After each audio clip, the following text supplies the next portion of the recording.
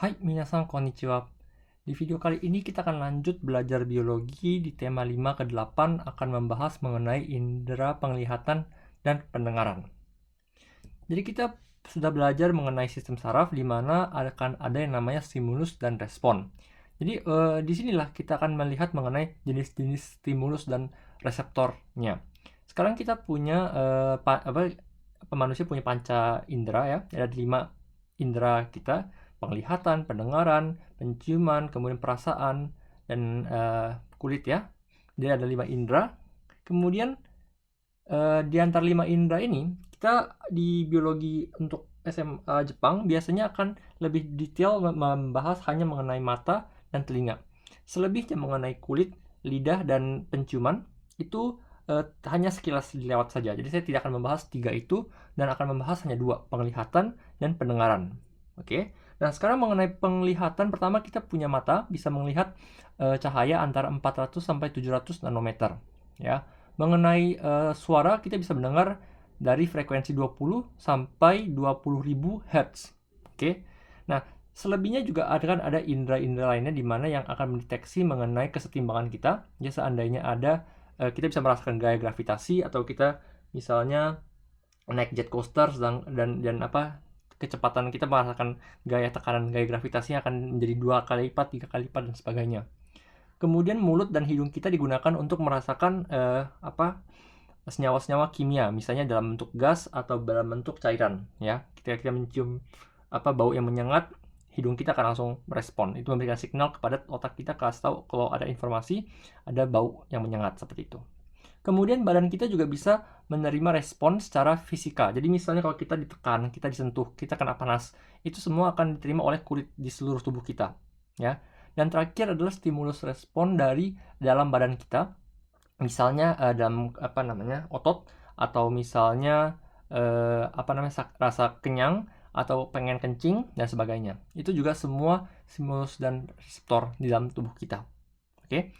Nah, kemudian kalau misalnya kita perlihat di bagian di sebelah sini, kita bisa melihat hampir semua dari indera-indera ini akan melewati talamus ya. Jadi ada hipotalamus dan talamus, dia akan hampir semua melewati talamus seperti ini. Dia akan lari ke setiap bagian-bagian di otak besar yang akan ada, yang sudah kita pernah pelajari di video sebelumnya. Jadi misalnya di bagian belakang otak kita itu berperan sebagai penglihatan. Kemudian ini bagian tengah ini berperan sebagai kesetimbangan.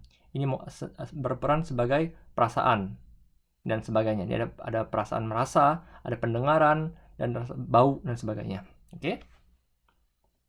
Sekarang kita masuk ke indera penglihatan. Kita punya mata. Ya, pertama kalian harus hafal mengenai anatomi mata. Ya, tentu saja nanti setelah datang ke Jepang kalian harus belajar dalam bahasa Jepang. Jadi nama-nama ini tidak akan diubah ke dalam katakana, tapi mereka punya kanjinya masing-masing. Jadi tolong dihafalkan ya. Sekarang kita pakai bahasa Inggris dan bahasa Indonesia dulu. Oke, kita mulai dari depan. Jadi kita punya ada kornea ya, lapisan paling luar ini kornea. Kemudian ada pupil, itu lubangnya.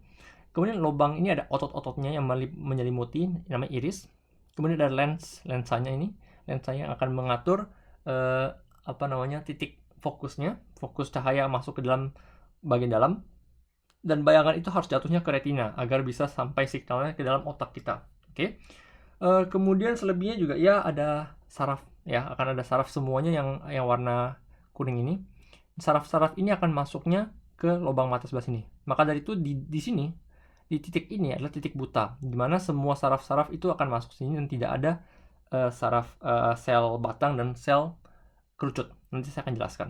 Oke. Kemudian juga ini ada titik kuning. Jadi kita gambar mungkin kurang jelas. Jadi seandainya nanti kamu lihat mata kamu 0 derajat tegak lurus langsung, itu kamu akan mendapatkan titik bintik kuning di sini. Oke. Kemudian juga di dalam retina ini kita bisa melihat lebih dalam lagi mengenai sel-sel. Jadi misalnya kita punya cahaya masuk dari sebelah kanan ya, dari kanan masuk ke kiri, akan ada sel-sel seperti ini yang menghantarkan signal-signal cahaya ya. Kemudian nanti kamu akan melihat ada 2 jenis sel batang dan sel kerucut ya. Sel kerucut ini sel batang ya. Dan itulah sel-sel yang nanti akan mendeteksi warna dan juga keterangan seberapa terang dari suatu benda. Oke. Nah, tadi yang saya bilang mengenai bintik kuning dan titik buta, itu ada di sini. Pertama, kamu lihat gambar di kanan atas, kita punya mata di sini. Ketika kita lihat mata itu tepat lurus masuk, maka inilah yang menjadi bintik kuning ya. Ini titik kuningnya di mana 0 derajat dari lubang masuk. Kemudian titik buta di sini, ya bintik buta itu di mana semua saraf-saraf dari mata itu akan berkumpul masuk menuju otak sini. Ya, ini adalah bintik buta. Nah, sekarang apa yang dimaksud dengan titik kuning dan bintik buta? Jadi kamu bisa lihat persebaran antara sel kerucut dan sel batang ada di sini gambarnya, ya. Jadi ketika sumbu X-nya adalah berapa derajat dari 0 derajat ke 20 atau misalnya plus atau ke sebelah kiri minus, ya. Kita bisa melihat di mana sel kerucut ini cones ya. Sel kerucut di sini dia akan paling banyak posisinya di titik kuning, ya. Kemudian sel batang sebaliknya akan tidak ada di titik kuning sini. Ini sel batangnya akan naik tapi turun di titik kuning, kemudian dia akan naik turun lagi. Dan di sini kita bisa melihat di mana tidak ada sel batang. Ini ada tidak sel batang dan tidak sel kerucut juga harusnya di sini ya. Tidak ada sel sama sekali di sini. Oke. Dan disinilah semua signal-signal berkumpul. Nah, sekarang apa perbedaan antara sel batang dan sel kerucut? Sel batang itu bekerja ketika cahaya yang masuk ke dalam mata itu sedikit, ya. Jadi ketika cahaya masuknya sedikit, maka dia akan bisa membedakan terang dan gelap. Itu sel batang, rods ini ya. Kemudian sel kerucut, ya. Sel kerucut itu bekerja ketika kondisi yang silau, ketika cahayanya ada banyak. Jadi di situ dia bisa melihat terang gelap dan juga warna. Jadi misalnya mereka-mereka yang termasuk buta warna parsial atau buta warna total, itu ada masalah dengan sel kerucutnya mereka. Oke. Kemudian mengenai penyesuaian mata. Jadi kita bisa melihat dua jenis penyesuaian mata. Yang di sebelah kiri kita melihat penyesuaian mata terhadap lokasi benda. Jadi seandainya bendanya itu lokasinya jauh, ya distance focus lokasi jauh, maka lensanya akan bekerja seperti biasa seperti ini. Jadi masuk, difokuskan ke retina, dan bayangan akan jatuh di retina. Oke. Tapi seandainya benda yang kita lihat ini, objek yang kita lihat ini mendekat ke dekat mata, apa yang terjadi nanti adalah lensa mata kita akan mengembang. Dia harus membesar sehingga bisa memfokuskan bayangan benda ini masuk ke retina. Ya, itulah sebabnya mengapa kalau orang yang kebanyakan lihat HP, lihat TV dalam jarak yang sangat dekat, lensa mata mereka akan terus dalam kondisi seperti ini. Dan lama-kelamaan, mata kita tidak bisa kembalikan fleksibilitas lensanya ini, sehingga kita butuh kacamata untuk melihat benda yang lebih jauh. Ya. Nah, ini mengenai lokasi mata. Lokasi benda yang bayangannya bisa pas jatuh ke retina. Yang di sebelah kanan kita bisa melihat penyesuaian mata terhadap jumlah cahaya. Jadi seandainya kita melihat benda di dalam ruangan yang gelap atau ruangan yang terang. Yang di sebelah kiri ketika ruangannya terang, ketika cahayanya sangat banyak dan silau sekali, maka kita tidak butuh cahaya sebanyak itu. Iris di mata kita ada dua jenis otot. Ada yang seperti ini yang melingkar, ada yang seperti ini yang tegak yang lurus, ya. Jadi kalau misalnya dalam kondisi silau, apa yang terjadi adalah otot melingkar di dalam iris ini akan lebih berkontraksi sehingga menutup lubang mata, menutup pupil di sini. Jadi pupil ini akan lebih kecil dan jumlah cahaya yang masuk itu akan lebih sedikit, ya, sehingga bisa pas di dalam mata kita. Sebaliknya seandainya dalam kondisi gelap, ketika kita tahu oh ini gelap dan kita kekurangan cahaya untuk bisa melihat bayangan. Jadi apa yang terjadi adalah garis-garis lurus, otot-otot lurus ini yang ada di dalam iris dia akan berkontraksi dan dia akan membuka pupil ini. Dia akan membuka pupil sehingga banyak cahaya yang akan lebih bisa masuk ke dalam mata. Oke. Jadi ini perbedaan dua penyesuaian mata. Yang satu mengenai lokasi bendanya dekat atau jauh, yang kedua itu mengenai terang dan gelap. Oke.